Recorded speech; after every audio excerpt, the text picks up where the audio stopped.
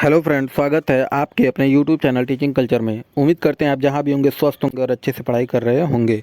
Friends, आज हम physics के सबसे बेहतरीन टॉपिक्स ओम्स लॉ को पढ़ने वाले हैं। जो भी भाई बंधु चैनल पर नए विजिट कर रहे हैं, चैनल को सब्सक्राइब कर लें ताकि ऐसी ही वीडियो आपको मिलती रहें। ठीक है फ्रेंड्स, तो चलिए आज हम ओम्स लॉ को पढ़ने वाले हैं। अगर आप पूरे कॉन्सेप्ट को समझना चाहते हैं तो मेरे भाई वीडियो को स्किप किए बिना अंत तक देखिएगा, तभी आपको सारे फार्मूले और डिफिनीशन समझ में आएंगे। तो चलिए आज का देखते हैं। तो सबसे पहले हम डिफिनीशन को देखेंगे। तो देखिए ओम्स का लॉ क्या कहता है।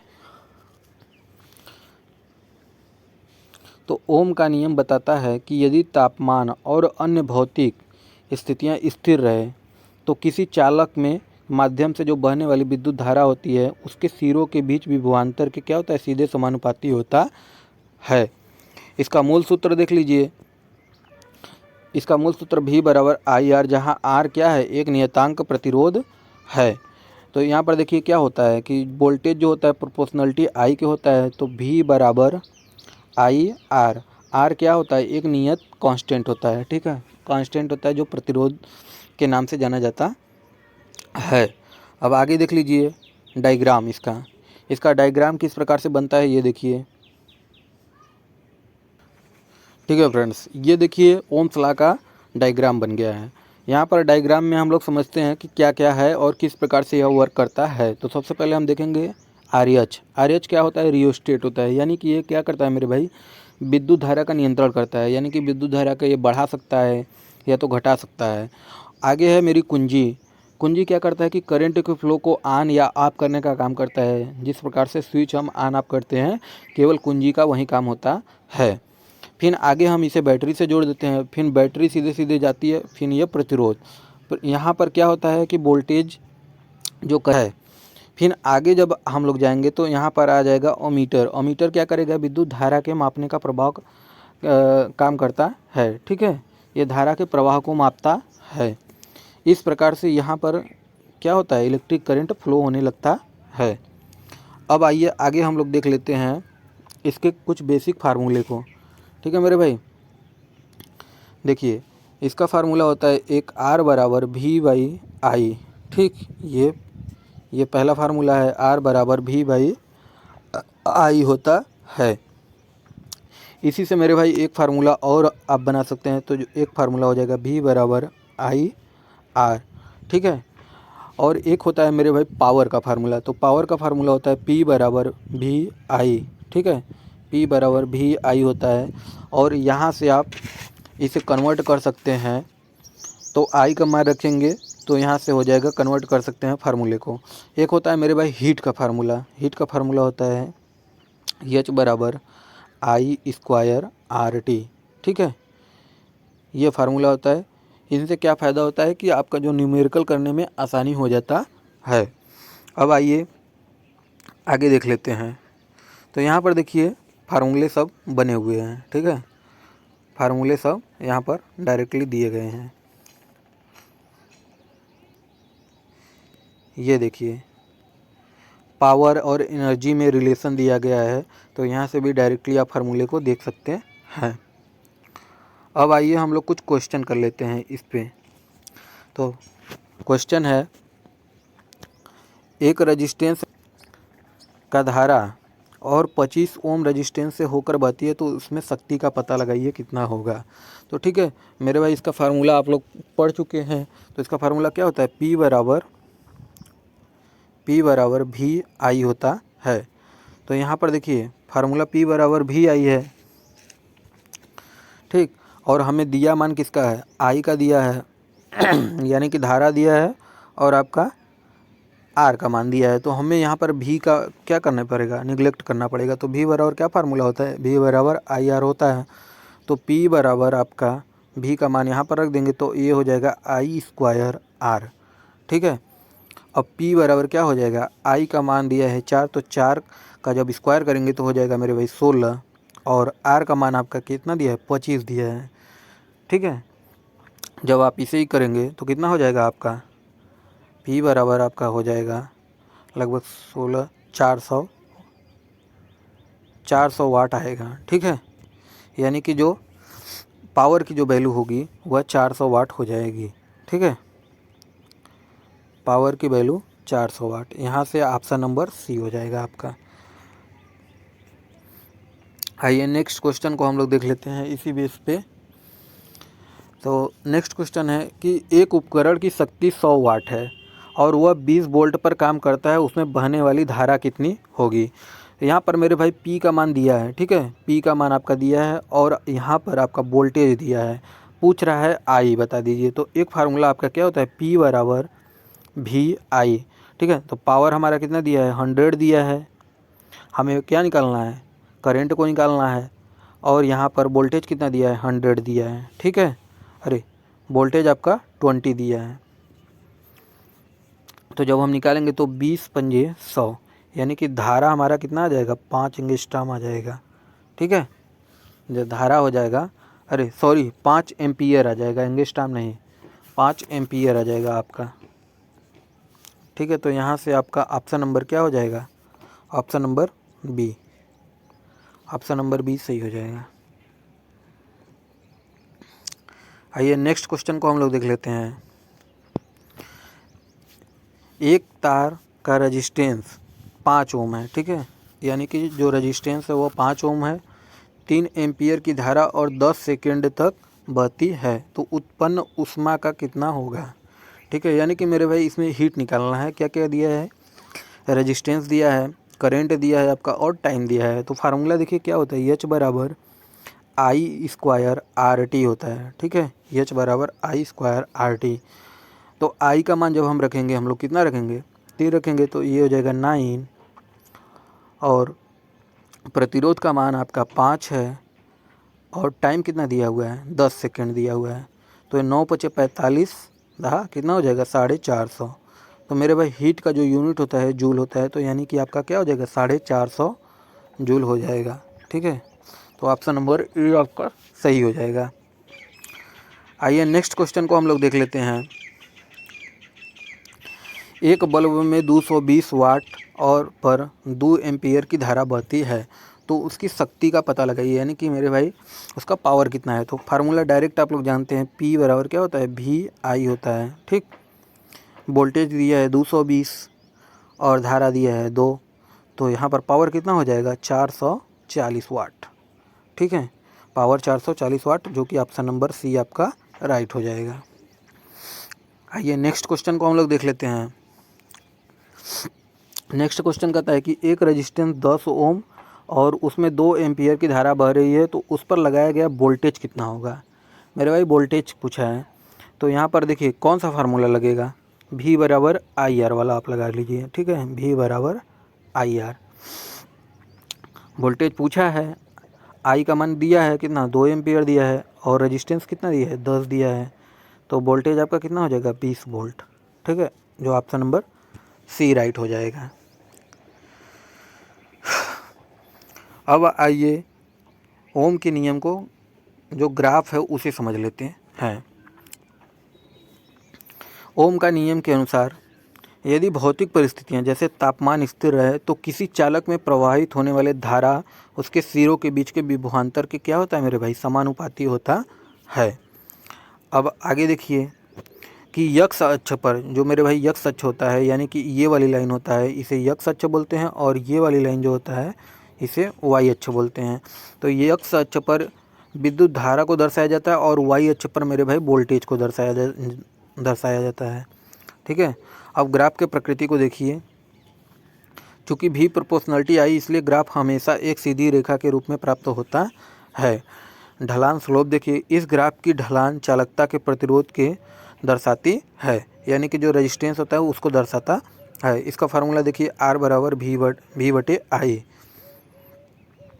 अब देखिए ओम का नियम का एक खास बात है कि ओम का नियम विभवांतर और विद्युत धारा के बीच के संबंध को जो दर्शाता है, तो इसका ग्राफ एक सीधी रेखा होता है, यानी मेरे भाई लीनियर होता है। ठीक है, स्ट्रेट लाइन पाया जाता है जो मूल बिंदु से होकर गुजरती है।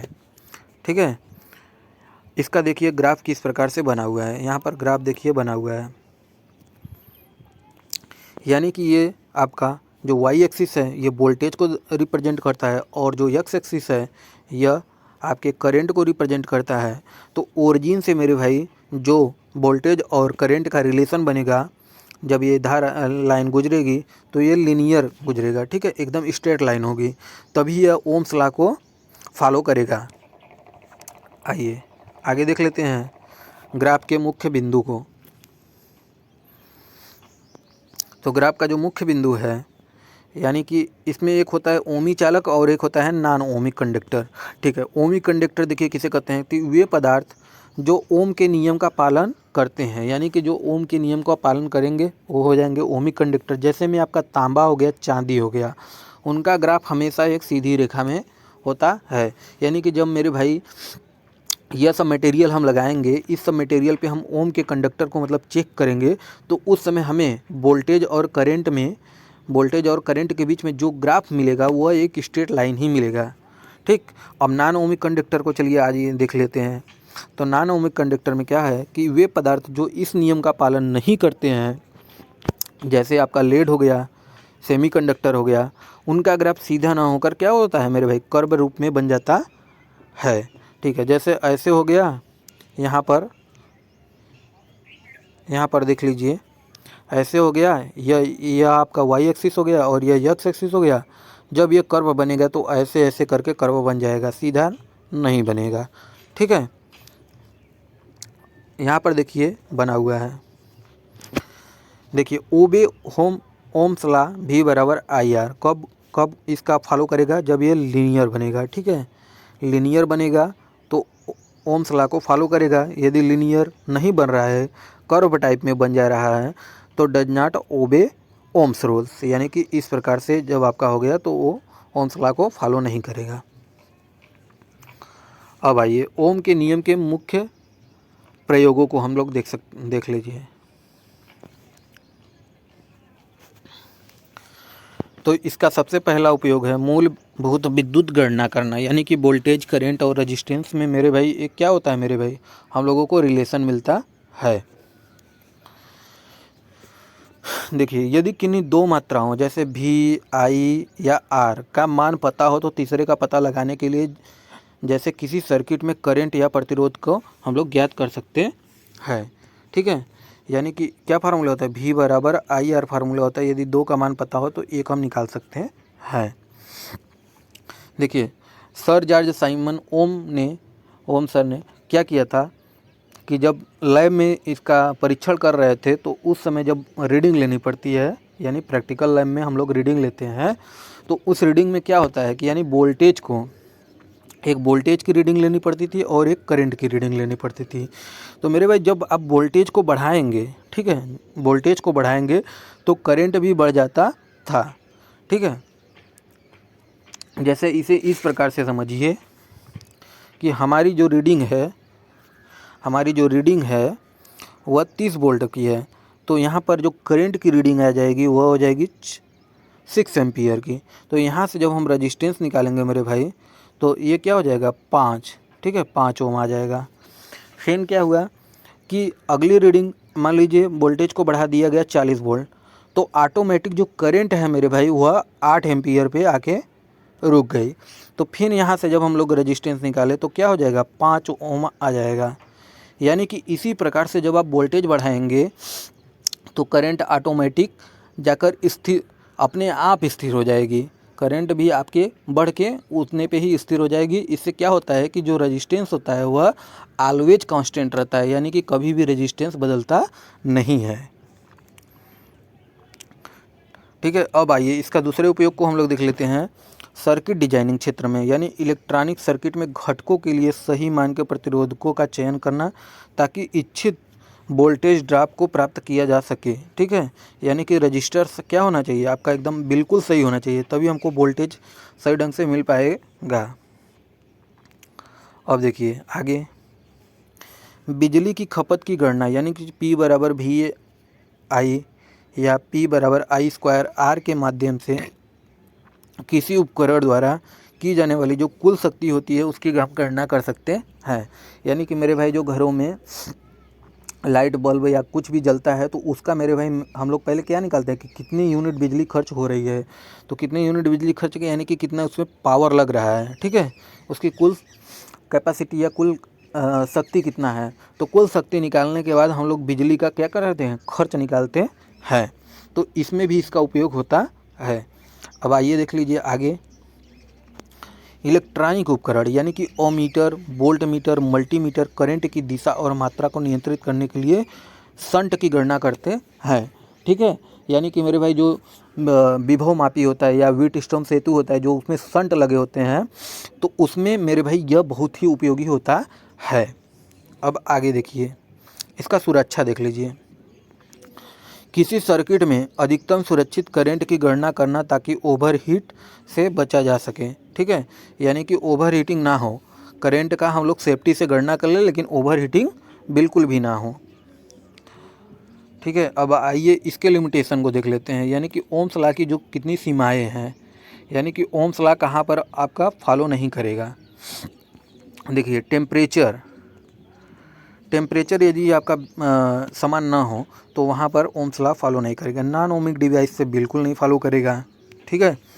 यदि आपका हाई वोल्टेज है तो क्या हो जाएगा, फेल्स अंडर एक्सट्रीम वोल्टेज हो जाएगा, यहाँ पर भी फॉलो नहीं करेगा। एसी करंट यानी कि only apply to DC current not AC alternating current. यदि आप केवल डीसी करंट को अप्लाई कर रहे हैं, ठीक है, वहाँ पर एसी करंट बिल्कुल नहीं है, तो मेरे भाई वहाँ पर भी ओम्स जो रूल है वो फॉलो नहीं करेगा। और देखिए यहाँ पर भी हो गया, यानी कि डज नॉट एसी करंट, यानी कि एसी करंट को आप उसमें यूज नहीं कर रहे हो, केवल अप्लाई टू डीसी करंट, तब भी ये क्या करेगा, फॉलो नहीं करेगा। केमिकल सेल यानी कि not valid cell for the batteries केवल लगी रहे तब भी आपका ये फॉलो नहीं करेगा। नॉन लीनियर, मेरे भाई जो वोल्टेज और करंट के बीच में जो ग्राफ बनता है वो लीनियर ना हो, नॉन लीनियर हो, तब भी ये फॉलो नहीं करेगा। अब आइए देख लेते हैं, इसके मुख्य रूप से विस्तृत रूप से अध्ययन कर लेते हैं। देखिए, ओम का नियम केवल आदर्श धात्विक चालकों के लिए मान्य है, न कि सभी पदार्थों के लिए है, ठीक है, केवल आदर्श चालकों के लिए है। इसकी मुख्य सीमाएं यह है कि यह गैर रैखिक नॉन लीनियर उपकरण जैसे डायोड, ट्रांजिस्टर पर लागू नहीं होता है। मेरे भाई ये कहाँ लागू होता है, जैसे चांदी हो गया और भी जो मेटल्स हैं उस पर लागू होता है। तापमान बदलने पर प्रतिरोध बदल जाता है, ठीक है, यानी कि टेम्परेचर यदि आपने बदल दिया, टेम्परेचर आपका कांस्टेंट न रहे, एरिया कांस्टेंट न रहे, लेंथ कांस्टेंट ना रहे, तो क्या करेगा मेरे भाई, जो रेजिस्टेंस आएगा, रेजिस्टेंस वो क्या हो जाएगा, बदल जाएगा बिल्कुल।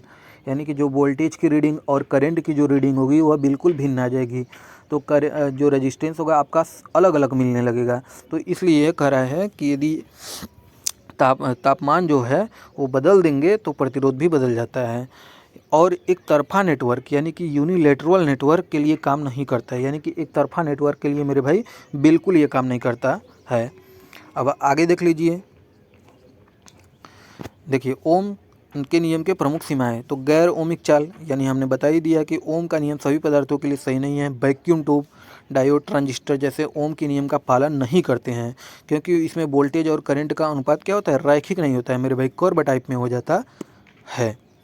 अब आगे देखिए, तापमान में यदि आप चेंज कर देंगे, ठीक है, तापमान में चेंज कर देंगे तो यह तभी मान्य है जब तापमान अन्य भौतिक स्थितियाँ जैसे दबाव स्थिर रहे। तापमान बढ़ने पर चालक का प्रतिरोध भी बदल जाता है, जिससे V और I के बीच में समानुपातिक संबंध क्या हो जाएगा मेरे भाई, क्रैक हो जाएगा। यानी कि आपका ये सब जो है भौतिक स्थितियाँ, टेम्परेचर हो गया, दबाव हो गया और क्षेत्रफल हो गया, ये कांस्टेंट रहना ही चाहिए, तभी कांस्टेंट रहेगा, तभी आपका ये क्या हो जाएगा, एक ग्राफ मिलेगा, जो ग्राफ लीनियर बनेगा। अब आगे देख लीजिए, एक तरफा विद्युत नेटवर्क। तो डायोड जैसे घटकों में करंट केवल एक ही दिशा में प्रभावित होता है, जैसे इसके सर्किट, ट्रांजिस्टर या सेमीकंडक्टर डिवाइस पर यह नियम लागू नहीं होता है। आगे देख लीजिए, असंरेखी संबंध, यानी कि मेरे भाई लीनियर ना मिले। डायोड, ट्रांजिस्टर जैसे उपकरणों में वोल्टेज बढ़ाने पर करंट का अनुपात स्थिर नहीं रहता है, जैसे रैखिक ग्राफ नहीं बनता है, जिससे प्रतिरोध क्या हो जाता है, बदल जाता है, ठीक है मेरे भाई। और धात्विक पदार्थ को देख लीजिए, यह नियम मुख्य रूप से धातु चालकों के लिए है। अर्धचालकों और अधात्विक चालकों के लिए V/I का अनुपात क्या होता है मेरे भाई, स्थिर नहीं रहता है। ठीक है, यानी कि ये जब तक अनुपात स्थिर रहेगा तभी आपका ओम्स लॉ को फॉलो करेगा, अन्यथा किसी भी स्थिति में नहीं फॉलो करेगा। अब इसे संक्षेप में देख लीजिए कि यह नियम केवल स्थिर भौतिक स्थितियों में रैखिक उपकरणों के लिए मान्य है। ठीक है, यानी कि मेरे भाई कुल मिला के आप ये कर देंगे कि यदि यह फार्मूला V/I = R को फॉलो कर रहा है तब ओम्स लॉ को फॉलो करेगा, और ओम्स लॉ का जो ग्राफ है वो लीनियर रिप्रेजेंट होना चाहिए। ठीक है, तो आज के लिए फ्रेंड्स बस इतना ही। ऐसे ही इम्पोर्टेंट वीडियो पाने के लिए हमारे चैनल से जुड़े, और उम्मीद है कि आज का वीडियो आपको पसंद आया होगा। अगर वीडियो हेल्पफुल लगा हो तो लाइक, शेयर और चैनल को सब्सक्राइब जरूर करें, और जो भी डाउट हो तो कमेंट बॉक्स में लिखें, उसका समाधान अवश्य हो गया। तब तक के लिए धन्यवाद।